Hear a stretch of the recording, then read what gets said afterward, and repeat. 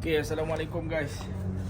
Ada beberapa berita yang kurang menyenangkan lagi. Kami di tebing Bandar Dato' On cuma tinggal 1 bulan saja.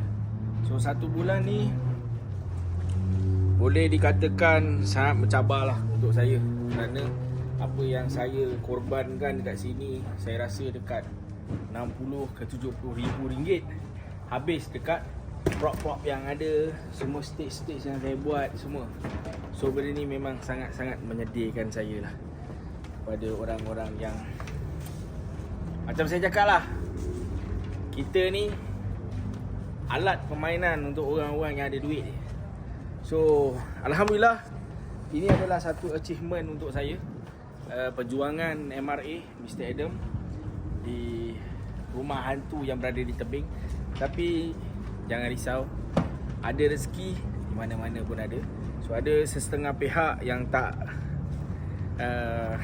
happy dengan apa yang kami buat, tapi saya letak tepi.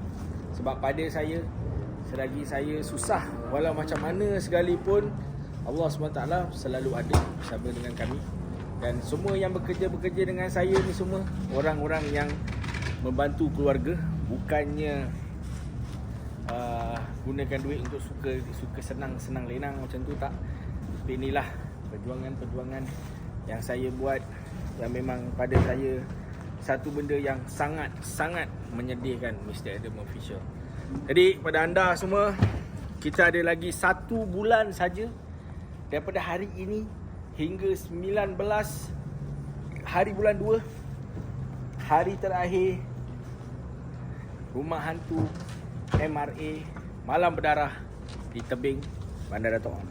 Tapi ada tapinya, kalau korang ada lokasi-lokasi yang menarik, ada bangunan-bangunan abandon, nak Mr. Adam buat rumah hantu, bagi tahu berapa harga sewa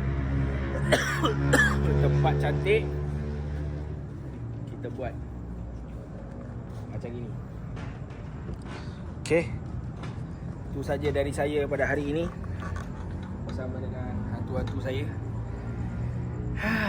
Nampaknya kami akan explore kembali. Mungkin Allah SWT atur benda ni supaya kami explore, dan rumah hantu tidak akan mati.